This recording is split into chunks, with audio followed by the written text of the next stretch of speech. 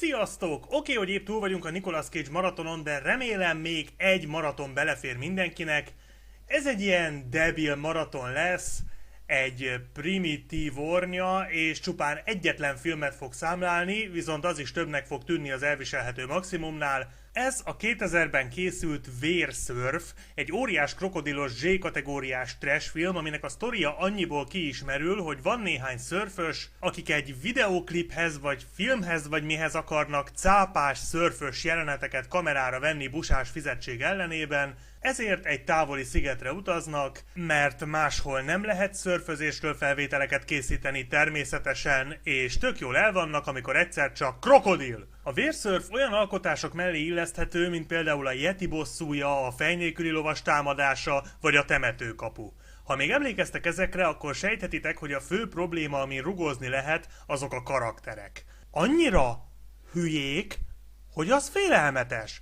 Persze minden más is nagyon rossz a filmben, de ami abszolút megmarad a végén az az, hogy mennyi sírva röhögést, illetve röhögve sírást okozott ez a néhány húgyagyú, miközben az óriás krokodil elől menekültek. Nézzük hát ezt a kis csipet csapatot. A mi forgatásunkon nem műanyagból lesznek a halacskák. Nem, itt minden valódi lesz. Mi játsszuk a csalit. Képzeld csak el. Mi ketten és körülöttünk vagy 30 kiéhezett cápa. Wow. Mind őrjöng és tombol a véretek szagától. Szóval azt gondolom, hogy ezután kár is bármit mondani, mert az, hogy valaki magából kikelve lelkendezik attól a gondolattól, hogy hamarosan cápák között fog szörfözni a tengerben, hát nem tudom, szerintem ehhez már orvost kell hívni.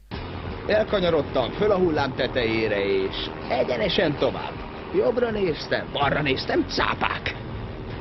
Szó sem jutsz, igaz? A cápák imádni fognak szöszi. Miről beszélnek ezek? Musicalt. Hol? Semmi. Ezt a 20-as levonom bok költség keretéből. Mi? Milyen 20-ast? Kinek a költség keretéből?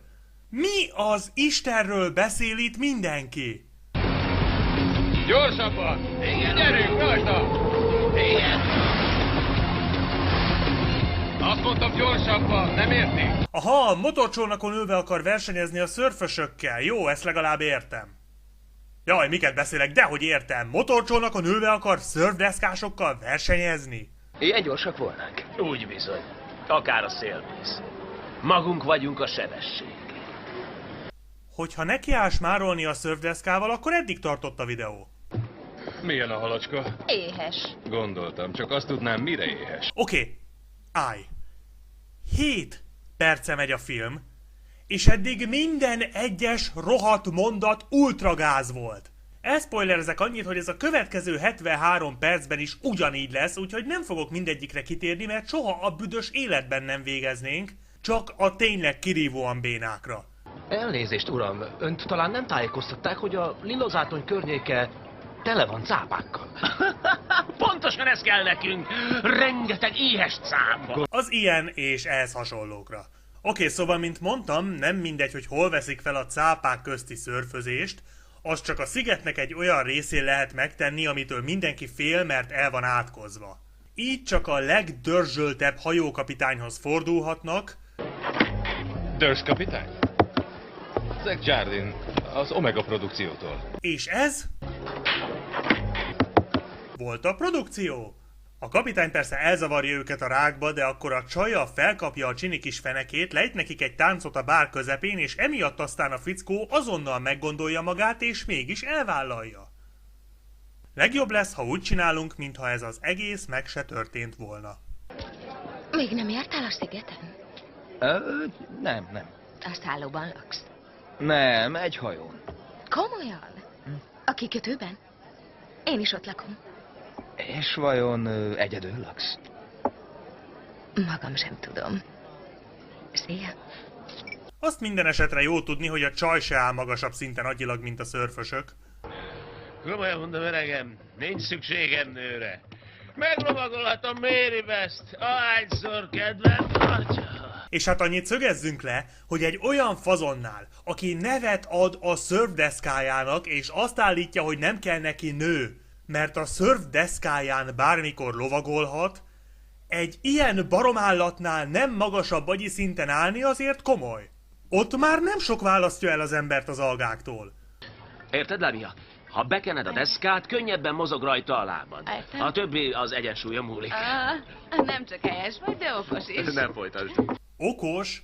Miért? Azért, mert be tud vaxolni egy deszkát? Ezúton is elnézést kérek az összes algától, mert az előbb egy icipicit fölélődtem. Talán helyesebb lenne az egysejtőekkel összehasonlítani ezeket a véglényeket, vagy...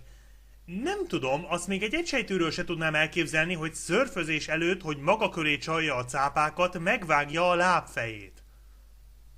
A lábfejét!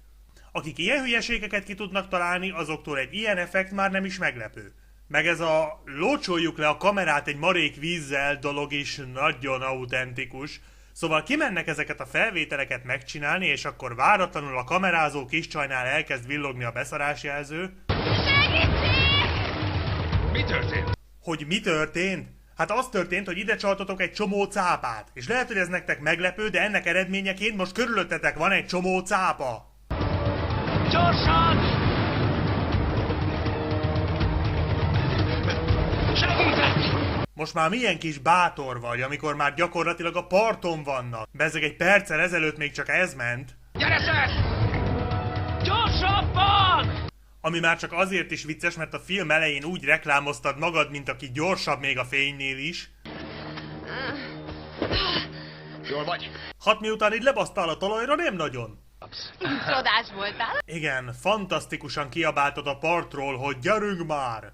Ja, Istenem! Tehát még mielőtt elkezdenek örömkönnyeket hullatni, amiért nem ette meg őket semmi, még pont látják, hogy valami nagy dög becuppantja a cápákat, ők persze lazák, és ahelyett, hogy a gatyájukat összecsinálva futnának minél messzebb a víztől, inkább ott maradnak a parton és pihíznek, aztán ketten elmennek szexelni. Valami baj van velem? Nem, dehogy nem vele, csak... Csak a szördeszkám nélkül kicsit nehezen izgulok fel. És az időközben a part másik szélén lévő hajó tulajdonos haláltusáját összevágták a szexelő pár képeivel. Nem tudom miért, ez valami nagyon durva fétis lehet. Aztán a csajt megeszi a krokodil, a csávó felébred a sikolyára, elkezdi keresni, talál egy lábnyomot, és atya ég, ti meg hogy a rákba kerültetek ide? Akkor jön a krokodil és menekülnek, először a hídon, aminek a szétszakadását valószínűleg a Godzilla ihlette.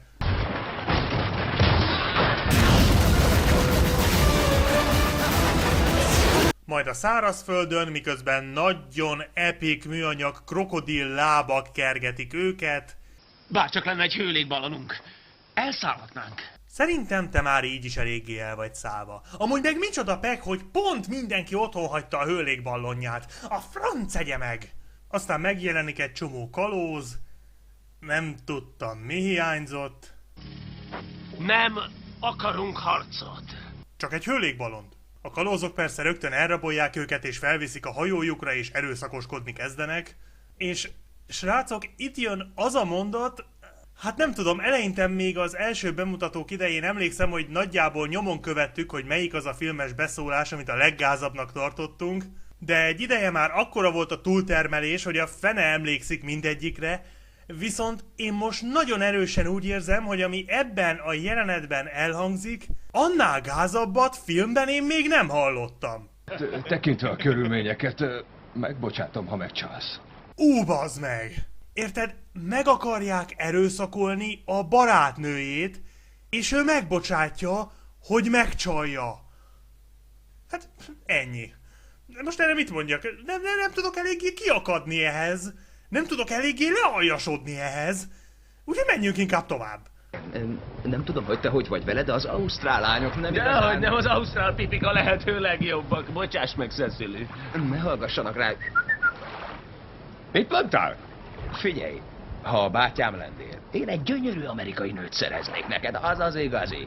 És aztán elkezdenek a nőikkel bizniszelni, hogy melyikük a tüzesebb, meg mit tudom én, ajánlgatják őket a kalózoknak. Hát ez hihetetlen. Ez maximum egy Austin Powers filmben, vagy nem tudom, egy Boratban. De nem, még azokban is túl kretén lett volna egy ilyen. És ez a film nem paródia, ez komolyan azt akarja, hogy ekkora seggfejeknek szurkoljunk. Hello. Hello, én lenni Hozé, én jöttem téged megerőszakol. De ha az még nem lenne elég, hogy négyüknek együtt nincs annyi agya, ami az ABC lebetűzéséhez elég, ráadásul az egész menekülős, rohangálós baromság azért van, mert ők sok pénzt szakítanak a felvételekkel. Értitek, nem az, hogy eljöttek jól érezni magukat, vagy valami rokonukat meglátogatni, vagy akár kincsekre vadászni. Nem! Csak és kizárólag azért vannak itt, hogy jól megtömjék a zsebeiket zöld hasúval, és ezért azt se bánják, ha cápák között kell szörfözniük vérző lábbal. Aztán meg a film végén a krokodillal is megcsinálják tök ugyanezt, amikor lenne egy lehetőségük, hogy jó messzire kerüljenek tőle, de nem. Ők inkább ott maradnak, hogy lefilmezhessék, és akkor majd tök jó lesz, mert még sokkal több pénzük lesz. Nem értem, hogy gondolhatták, hogy ez majd bárki számára is szimpatikus lesz. Hát pontosan az ilyen marhák miatt találták ki az aki hülye, az halljon megmondást. Néha mindenkivel megesik, hogy lassabb a felfogása. Jaj, ez nagyon gyenge kifogás arra a tömény szerencsétlenkedésre, amit a film eleje óta művelsz. Na de hogy ne húzzuk sokáig a szót, a kalózhajó felgyullad és felrobban és elsüllyed, és a morcos marcon a kapitány 15 másodperc múlva egy gumicsónakkal kimenti a főszereplőinket. Na most én azért, ha egy gumicsónakban ülnék, kétszer is meggondolnám, hogy beevezzek egy frissen felrobbant kalózhajó maradványai közé. De nyilván én nem is vagyok annyira kemény, mint ez a Jürgen Prochnow klón. A hajón aztán kiderül, hogy a kapitánynak már volt egy találkozója ugyanezzel a krokodillal a régmúltban, ami jó sok halálos áldozattal járt, és a bűntudat azóta is állandóan kínozza. Ezek után még logikusabbnak tűnik, hogy a barátnője segrázása elég győzködés volt ahhoz, hogy visszajöjjön. Mi a jó büdös francesz? Egy kis csemege. Csemege? A tengeri krokodilnak. A szörnyetegnek? Nem, bakker, a másiknak! Tudod, amelyik még egyáltalán nem szerepelt? Jézusom! Szóval ahelyett, hogy elhúznának, inkább itt maradnak, hogy kamerára vegyék, ahogy levadásszák a krokodilt. Mert akkor aztán sok pénzük lesz. Végtagjuk az nem, de pénzük az igen. És a film elejé cápás akció mintájára megint beküldik a csajt a vízbe, hiszen ez az ötlet már ott is kirobbanó siker volt. Persze a dolog nem sikerül, az izgalom viszont a tetőfokra hág, a csajnak sietnie kell a visszaúszással, mert közeledik a sötét szürke krokodil.png, viszont még ennél is nagyobb izgalmak bontakoznak ki a hajó fedélzetén. Nem lehet csinálni valamit a füsttel, allergiás vagyok! Hát mi ez, ha nem minden krokodilos horror csúcspontja, amikor attól kell félnünk, hogy vajon a füstallergiás idióta megdöglik-e, vagy inkább úgy dönt, hogy arrébb áll. A szőke harcos pedig felfalja a krokodil.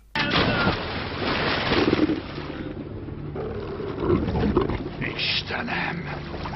Uramisten! Úgy van, Istennek hála. Azonban ez borzasztóbb, mint gondolnánk, a szörvdeszkája ugyanis túléli, és most élete végéig gyászolnia kell, mert a szeretője elhunyt. Hát mi ez, ha nem a legdurvább dráma?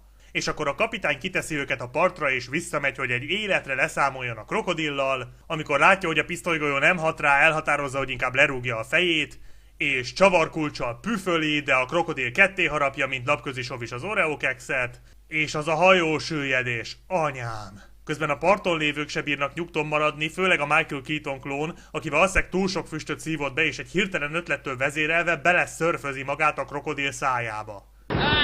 Igen!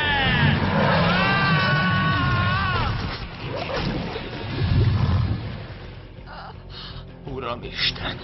Ébredjünk már fel! Hű, komolyan? Azt hittem csak én vagyok már delíriumban.